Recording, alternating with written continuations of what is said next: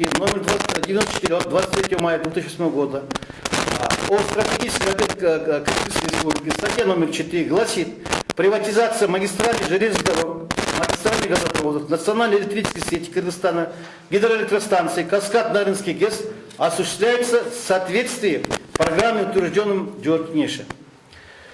Также постановление правительства Кыргызской республики номер 99 от 17 объектов, согласно которой категория А особо важен ГЭС-1, ГЭС-2, ТЭЦ Бишкек и ТЭЦ города Аша. Вот утвердить программу приватизации. Вот эта программа приватизации. Там, значит, здесь вот программа приватизации приложено предложение за номер 18 за номером 524. Здесь его Джорджиеш постановляет путем внесения государственных пакет акций в качестве вклада уставного капитала. Согласно предложению. Уважаемый, вот предложение. Уставный капитал частной компании, АО его разрешает приватизировать, разрешает реализацию продажи энергетических основных. Жауапкершілік комитеттің ошо отын энергетика и жер қазынаны пайдалану комитетінің төрағасы бұл Қожабек Исбаев болмақ. Бұл не дегенде бұл жауапкершілік ошо комитеттің профильный комитеттің шешім негізінде бардық теге бұйрықтағы, тоқтамдағы мыйзам долбырын қабылдады. Ошо негізінде берді баяғы ең чоң баяғы жауапкершілік бұл комитетте. Ананда айтып отырған нәрсе, бұл мен шу пайдаланып. Все, я 2 минуты. Ошо мен ошо журналисттер сер аркылуу интернет сайт аркылуу мен түздөн түз президент Сооронбай Жээнбеков кайрылат элем. Не дегенде бүгүнкү күндө өкмөт дагы жооп кеңеште буну токтото албайт. Бул берде түздөн түз Сооронбай Жээнбековдун президенттин чечкиндүү кадамы керек. Мен деген биринчиден улуттук энергия холдингди жоош керек. Анын ордуна тиги Монокудай энергетика министрин түптөш керек. Анан могу фонд баягы мүлк фондун менчик баягы ишканага, мамлекеттик ишканага айландырыш керек. Анан дагы парламент, жогорку кеңеш ошо мурунку токтомун 18 май 2016 жылдын токтомун жокко чыгарыш керек. Анан кийин бардыгын жоопко тартыш керек.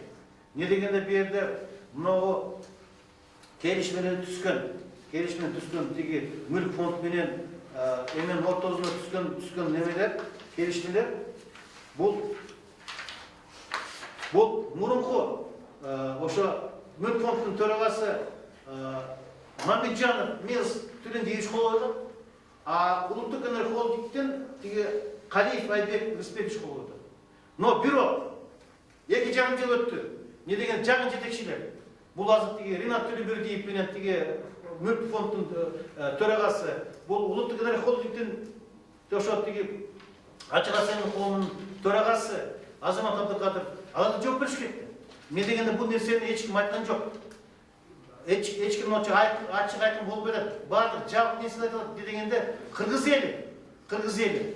Бул конституция негизинде өзүңөр билесиңер, бул жалгыз мамлекеттин бийлигин бутагы Кыргыз эл ошо мынагы миллиард деген сомдордун мүлкүн билбей кайтып кеткен.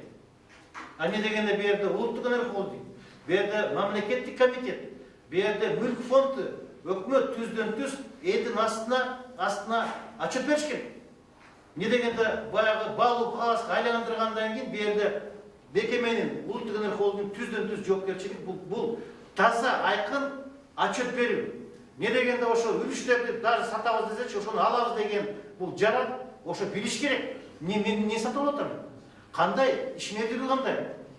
Эмеси тиги жыйынтыгы кандай?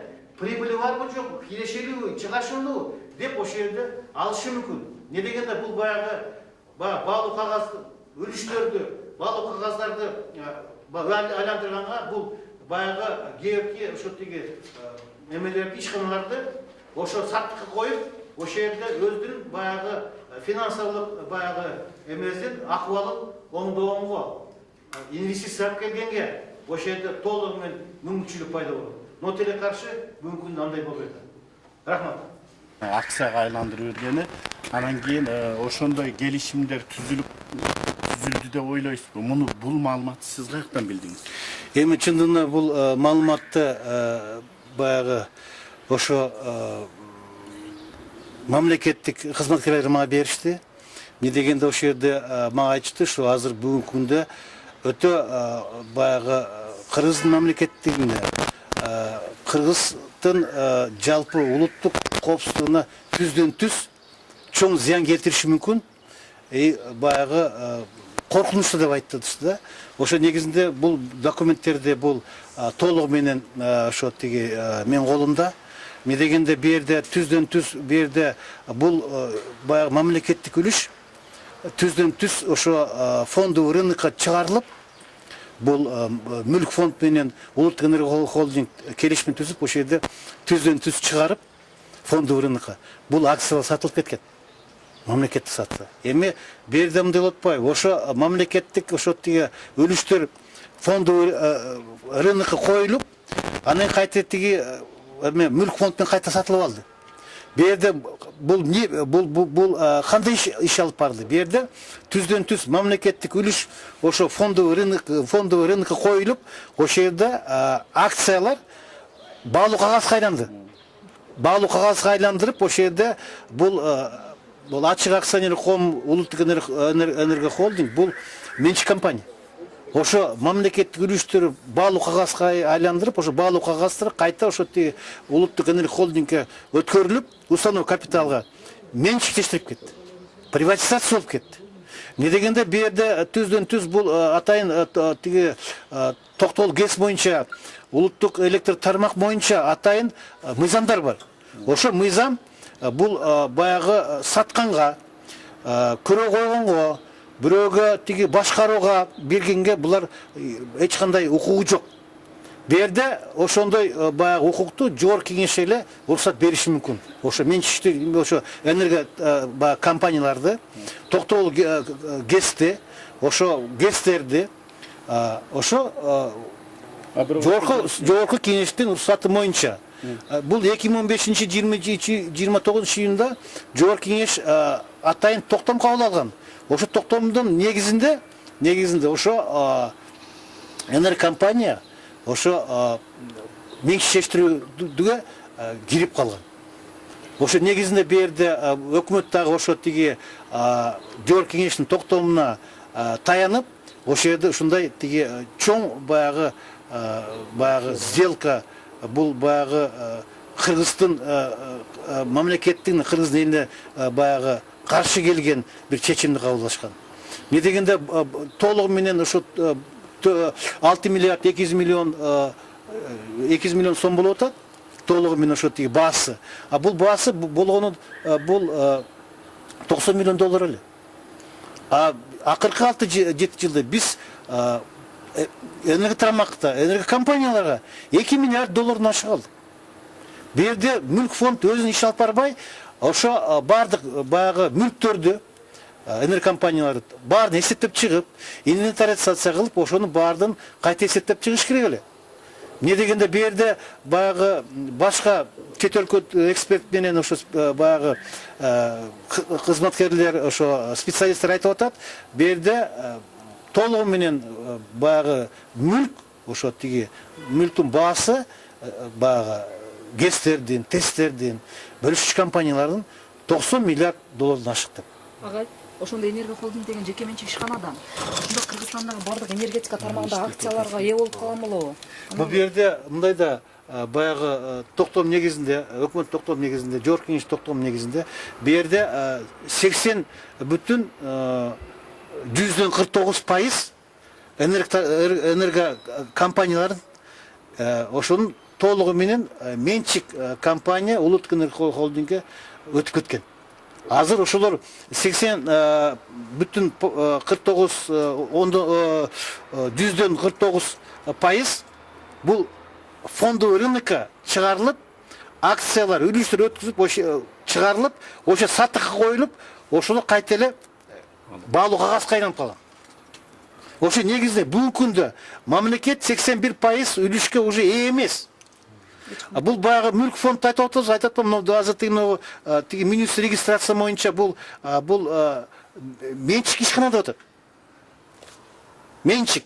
Бул мүлк фонд баягы өкмөттүн астында мүлк фонду бул менчик компания. Качан сатылып кеткен сиздин подозревать? Бул ошо тиги сентябрь 30 сентябрь 2016 жылы бул келишим менен кол коюлуп, толугу менен ошо эме мамлекеттик үлүш баалуу кагазга айланып, баалуу кагаз мүлк фонду толугу менен менчик компания Улуттук энерго холдингге өткүзүп берип атат. Ошондо бу жерде мамлекет ошо үлүшкө ээ болбой калды. Ал азыр бүгүнкү күндө менчикке айланып кетти. Рахмат. Эми бу жерде мындай да, эми баягы ошо Казакстан, Россиядан да чалышып атат, сурашып атат. Силердин энерго холдингдин баягы энерго тармактардын, энерго ишканалардын баягы мүлктөрү, ошо акциялар баалуу кагазга сатылып атат деп, ошол жерде баардык кызыктар болуп атат. Акыркы маалымат боюнча баягы тиги Кыргызстанда баягы 6% менчик акцияларда, менчик үлүштөр. Ошолорго дагы көп адамдар келип, ошону акцияны сатып алабыз деп, азыр көп кызыктар болуп атат. Кыргызстанга эч кандай пайдасы жок экен да, мындайча айтканда. Жок, бу жерде мындай болуп атпайбы? Бу жерде эми эсти мына салыштырып көрсөк, мына Кумтөр бул баягы бул 20-кылымдын баягы чоң катачылыгы деп эсептелет да. Бул афера деп айтсак болот. Мына модернизация бишек боюнча, бул Даткакем боюнча, курулуш боюнча, бул 21-чи бул чоң ири катачылык, бул афера деп айтсак, бул мына азыркы болуп аткан иш. Ошо 81% мамлекеттик үлүш баалуу кагазга айланып, анан кийин менчик компания берген, бул вообще бул Кыргызстандын тарыхында болгон эмес, бул мындай чоң катачылык. Бул баягы экономикалык сокку деп койсок, кыргыз элине, кыргыз мамлекеттигине экономикалык сокку болушу мүмкүн деп атабыз. Не дегенде эртеңки күнү ошо менчик компания баалуу кагаздарды фондовый рынокко коюп, фондовый биржа коюп сатып ийсе эмне кылабыз? Эчтеке кыла албайбыз. Ошондо биз өзүбүздүн мамлекетибиздин башкара албай, башка чет өлкө жарандар биздин толугу менен бул түбөлүк байлыгыбыз менен бул ээлеп калышы мүмкүн, биз менен башкарып калышылары мүмкүн да. Ошондой чоң мындай кооптун, ошондой чоң мындай коркунуч бар да. Биз мына микрофонубуз өчүп калыптыр да. Мына келгенде кандайдыр артында кызыкчылыктар барбы? Анан кимдер буга жооптуу болуш керек? Эми мындай да, бу жерде түздөн түз бул бу жерде кызыкчылык болгон.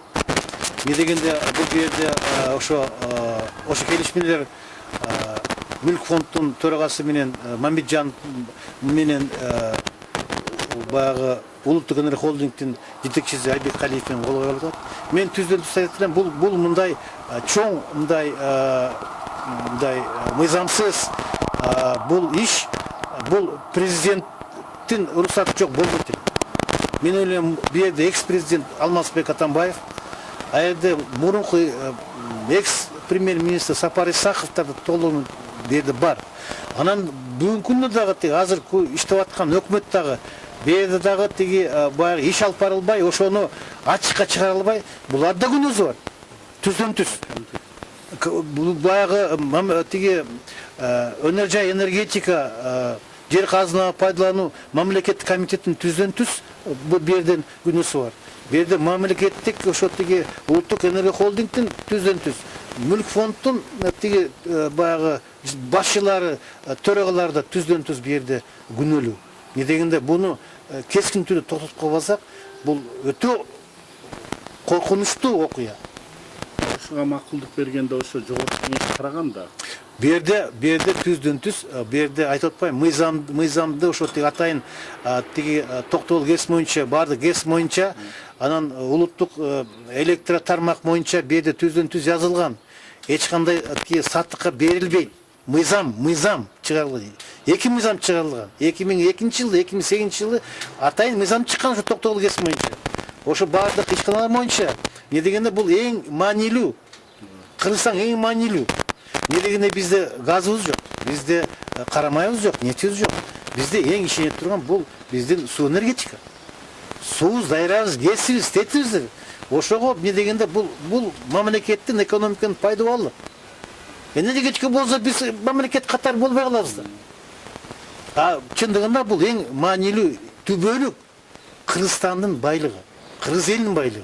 Эгерде ушул сатылып кеткен болсо, суу ресурстарына да Кыргызстан ээ болбой калат. Эмне дегенде бул баягы ГЭСтер суу аркылуу иштеп атпайбы? Ошо сатылып кетсе, ГЭСтер бу жерде биз өзүбүздүн мөңгөлүбүзгө, өзүбүздүн суу байлыгыбызга ээ болбой калабыз.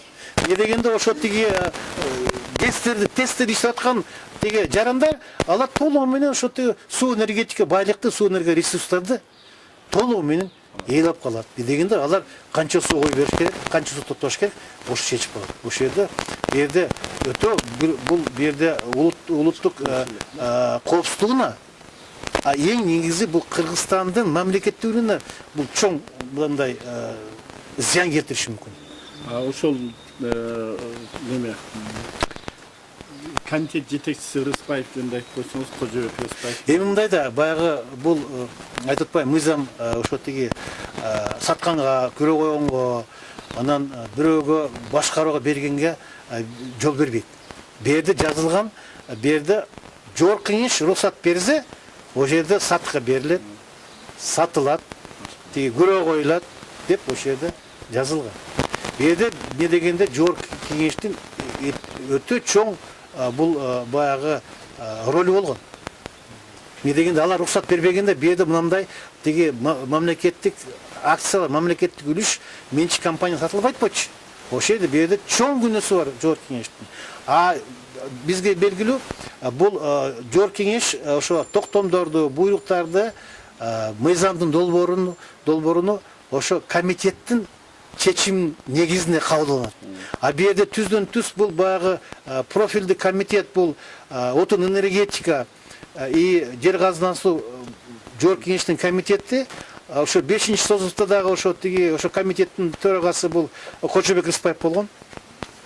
6-чи созувда ошо тиги комитеттин төрагасы Кожобек Рыспаев. Эми ошо жетекчи, ошо комитеттин жетекчиси, комитет толугу менен ошол жерде өзүнүн чечимин чыгарып атат. Чечим чыгарып аткандан кийин бул жалпы парламент, жалпы жогорку кеңеш ошол жерде жалпы жыйында ошо чечимди бекитип берет. Ошо негизинде бу жерде комитеттин да өтө чоң мындай таасири бар. Ошондо кимдер жоопко тартылышы керекпи? Бул ийгиликтен чыгышы керекпи? Бу жерде мындай да, эми эмне дегенде бул биринчиден баягы карап коеюн. Кол ошо тиги келишимин кол койгондор ошо Мүлк фонддун башкы директору баягы мурунку Мамеджанов деген и мурунку Улуттук энергия холдингдин жетекчиси бул Айбек Алиев. Анан мен ойлойм бу жерде президент, премьер-министр тиешеси бар. Ошо негизинде мен ойлойм мурунку экс-президент Атамбаевдин уруксаты менен болгон. Тиги ошо ишке алып барган бул мурунку премьер-министр Сапай Сахтов болгон. Эми бүгүнкү күндө ошо тиги азыр жетекчилер да жоопко тартыш керек. Эмне дегенде булар ошону билип элге жаралган эмес. Эмне дегенде ошону жашыруун бүгүнгө чейин дагы ошону кармап турат. Бу жерде түздөн түз ошо азыркы тиги Мүлк фонддун башкы директору бул Төлөбердиев жооп бериш керек. Улуттук энергия холдингдин башкы тиги жетекчиси Азамат Абдыкадыров жооп бериш керек. Анан кийин бул бу жерде тиги түздөн түз ошо тиги энергетик тармакты тейлеген, көзөмөлдөгөн бул биринчи вице-премьер-министр Кубатбек Бороновов да жооп бериш керек. Дегенде бул маселени Улуттук энергия холдингти жойгон маселени баягы энергетика өнөр жай министрлигин түзүү боюнча бул маселени жарандар да коюп атат, коомчулук да коюп атат, депутаттардын баардыгы тиги коюп атат. Алар өзүнүн чечимин кабыл алган. Улуттук энергия жойулсун, тиги жаңы мурунку энергетика өнөр жай министрлиги түзүлсүн деген тапшырма берилип атат тиги жогорку кеңеш. Но тилек каршы өкмөт буну аткарбай атат. Эмне үчүн аткарбай атат? азыр бүгүн белгилүү болуп, мындай жашырын тапшырмалар, буйруктар, келишимдер ачыкка чыгарып берип, эмне дегенде ошондо баягы министрлик түзсө, ошондо бу жерде баардыгы билинип калат. Үрүштөр сатылып кетиптир, үрүштөр жок экен. А мен биз өткүзүп беребиз. Эмне дегенде баягы атайын сделкалар боюнча махинация менен мындай мамлекеттик үрүш менчик компанияга баалуу кагаздай болуп өтүп кеткен. Кожобек Рыспаев да жооп бериш керек бе? Кожобек Рыспаев алда жооп бериш керек. Не деген түздөн-түз ошо тиги комитеттин төрагасы болгон 5-чи созуттунда, 6-чы созуттунда ошо атайын ошо отун энергетика жер казынын пайдалануу комитеттин төрагасы болгон.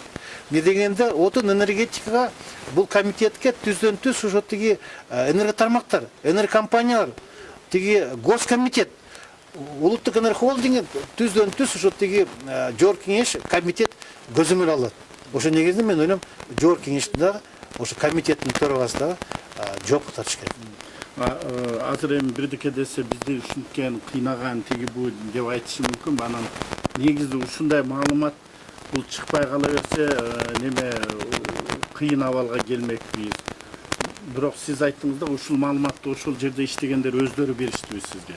Же каяктан алдыңыз? Жок, бул маалыматты мен айта албайм. Не дегенде бул бир жагынан жарымын өзүм таптым, жарымын мага ошо ишканада иштеп аткан мамлекеттик ишканалардан ошо кайдыгер мамиле кылбаган ошо кызматкерлер ошо мага кайрылды. Эмне дегенде айтты, ушундай коркунучтуу пайда болуп атат. Мына документ негизинде азыр биздин мамлекеттик үрүштөр менчик башка мамлекеттик жарандарын сатылып кетиши мүмкүн деп ошол жерде мындай эскертүү берди. Мен ошо документтерге ээ болгондон кийин мен ошо маалымат жыйын өткүзгөнгө мен чечтим. Эмне дегенде ошондой маалыматты билип унчукпай коюп ошо элге жарыла кылып алсаң, значит, ана сен да ошо кылмыш болосуң. Эртең бүрсүгүн ошо билинип калса, мен да өзүм күнөөлүү сезем. Эмне дегенде өз убагында айтпай, эскертүү. Мына бүгүнкү президент тиги Сооронбай тиги Шариповичке Жээнбековго мен кайрылып атам. Кескин түрдө чара көрбөсөңүз, биз мамлекетибизди жоготушубуз мүмкүн. Бул улуттук баягы коопсуздукту да жоопко түшүрүшү мүмкүн. Толугу мүмкүн. Ошо негизинде бу жерде бул Кыргызстандын, кыргыз элинин келечеги. Эмне дегенде бул баягы мамлекет өкмөттөгү мүлк фонддагы улуттук энергохолдинг иштебей койду. Но жакында тиги 28-чи 3 күн мурун Россиянын президенти Владимир Путин келип, ошол жерде бизден түз ошо тиги келишим түзөлүк, ошол жерде меморандум түзөлүк деп атайын ошо Россиянын эң чоң маанилүү чоң мамлекеттин министр энергетикасы ноп келип атат. А биздики эч кандай чара көргөн жок. Эч кандай мындай энергетика, инвестициянын долбоорлорду, проекттерди сунуш кылган жок. Эмне дегенде биякта азыркы мына тиги энергетик тармакчаны биз вообще Кыргызстандын эмесинде вообще бүдөңүк болуп атат. Бүдөңүк болот. Эмне дегенде мына 5-6 жылдан кийин бизде толугу менен 10-15% электрдин жетишсиздик болот. Кышкы мезгилинде дагы жалпы өчүрүү болот. Бул уже азыркы күндө энергия кризиси эмне дегенде биз азыр өндүрүлүп аткан